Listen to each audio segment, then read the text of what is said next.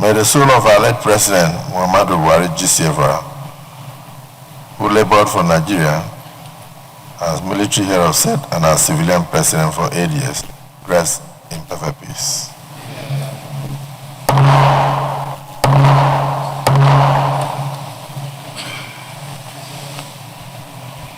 I was saying earlier that about somebody who donated 200 million. President Buhari was saying, who, this man that brought this money, how did he acquire the money that he's donating to the campaign? It became a problem that somebody who has given money is now being investigated, how he acquired the money. So at that point, we decided not to inform him about other people who are making donations.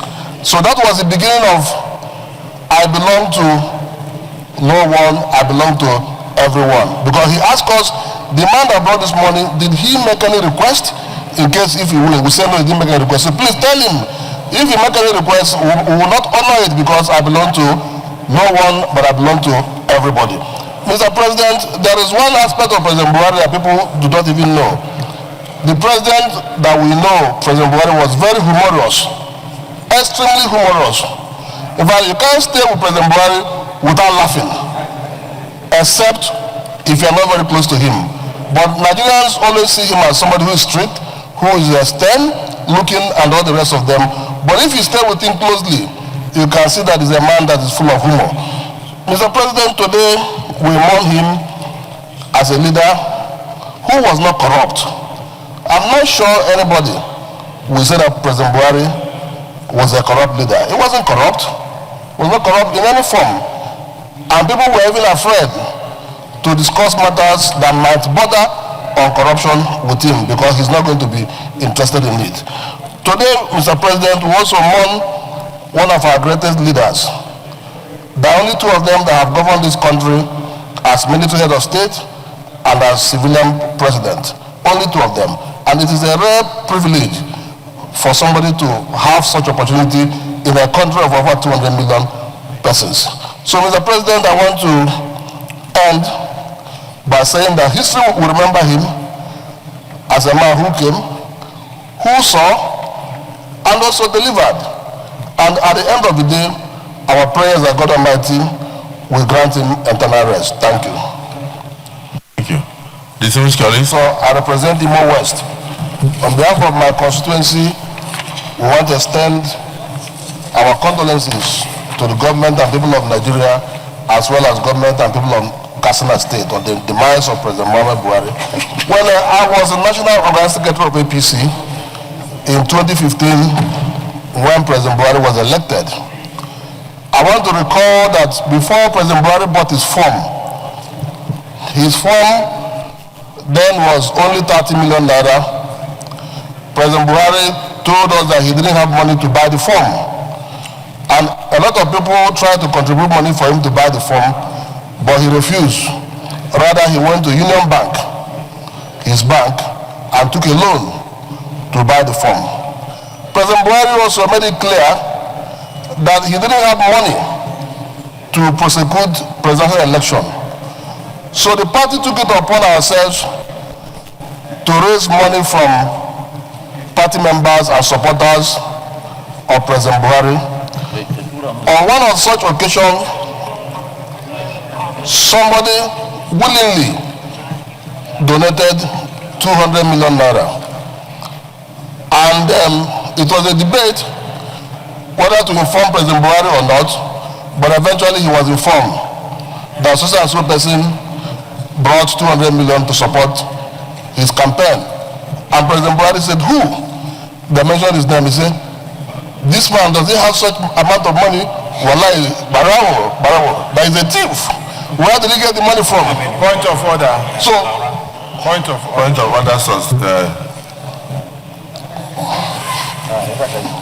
Mr. President, very distinguished colleagues, I rise on Order 8, Sub 3 of our rules to move for an extension of time to enable us take one or two orders of the day that we consider extremely cogent and compelling. I so move. Minority Leader. I'll be very brief. It's a great honor, Mr. President, that you have recognized me to say a word or two about our departed former president, former head of state and former president. In these chambers, looking around, I was the only governor in an opposition party when Buhari was elected and became president of Nigeria 2015.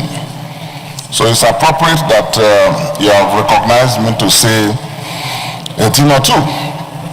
I would like to begin by, on behalf of my constituents, join all of us in this Senate, the leadership of this Senate, and the President of our country to condole with the entire country, the family, and the Daura Emirate,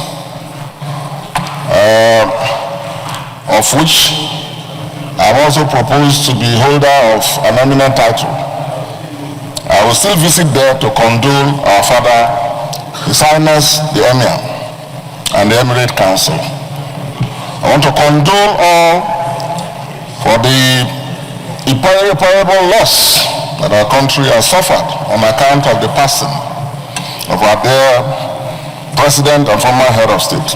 There are very few Nigerians who have the privilege and the honor and the mercy and grace that God gave to Buhari to lead and serve a great nation like Nigeria, firstly as head of state, quite a young age, and then later elected democratic president twice, and he served for the full 8-year tenure and retired back home.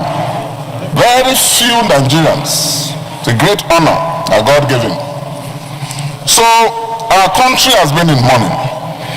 I'd like to join you and join all of us in our country by commending the president who led the entirety of the federal government in paying very well deserved respects to our departed president. And by so doing, he has, I believe, set a standard that should be on record as the basic national minimum.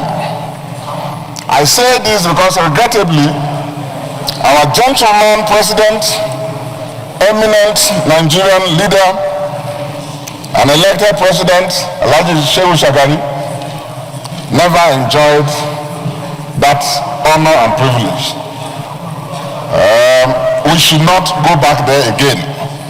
So I believe that what President Tinubu has done, for which we all commend him, should be recorded as the basic national minimum for our leaders who have served and done their best. We may disagree with their policies, we may even disagree with their politics, which by the very nature of our partisanship, we get involved in once in a while. But we should respect the fact of their service. So the president has done the right thing, and it should be treated as a standard moving forward. Mr. President, there's no doubt that President Buhari lived a life of service. We may disagree with his politics and his policies. I myself disagreed with a number of his policies. When CJN Ononga was removed in the way and manner he did, I assembled all South governors and took a position. President Buhari never ordered any vindictive steps to be taken against us, or me who led them. I disagreed with President Buhari in his proposal for 3% for host communities instead of the 5 that were requested. I disagreed with him when he tried to working with then Emefiele CBN governor, did what they did on the currency review exercise that they did. And I also disagreed on his failure to restructure the country. But Buhari, at all of our meetings, showed innate decency and discipline, time consciousness, and discipline and courtesy in spite of his high position and the age difference, treated all of us opposition governors with courtesy, with respect, and always making his case. For example, when 2015 he took over and the country went into a terrible economic recession, President Buhari could have played politics by granting only bailout funds only to APC-controlled states controlled by his party. And I was told that he came under quite some pressure to do so. But he rejected it. I think the other governor who was there on that level, or Governor Shomal is here. All the governors of all states, he made sure that whatever was due their states was approved and was given to them. He did not discriminate between PDP states or opposition-controlled states and states controlled by his party. And we commend him for that. Most Nigerians don't know the seriousness of the economic situation that this country went through from 2015 till about 2020 when the recession ended. It was President Buhari and leading his economic team, chaired by the Vice President, Professor Oshibanjo, Chairman of the National Economic Council, who devised various ways to raise funds with the support of the National Assembly to bail out states. Otherwise, states would have collapsed. This country would have been in total mess. I thanked him for it, and I thought today I should put that on record. He did well. And speaking personally, 2015 when I was going for my re-election, President Buhari called me and said, Governor Dixon, don't worry. I've called the INEC, I've called the Army Chief of Staff and the Police IG and the DGSS. I've given them instructions that they must tell their officers and men to do the right thing. When he did so, he called again. When we met, he told me again, said, Governor, I've already done so. Go and do your campaigns. I've been a victim of electoral malpractices in this country. And as president, I don't want to preside over Nigeria and cheat people of the electoral victory. I thanked him. When I got home and campaigned, the elections came. That was the toughest election we have seen in our states, and I don't think there's any state that has seen that kind of election. Although the officials did not quite adhere to the instruction, I was confident, I was happy that my president was proactive and had given instructions, even though they did not obey. Did not obey. After the elections, and I won, he congratulated. I think so let me round up. Dixon, please confine yourself to the subject of discussion. No, but that's what I'm saying. I'm speaking to his leadership. I'm speaking to his leadership. 2020, when my tenure ended, I know why you're interjecting, because you know what your party did.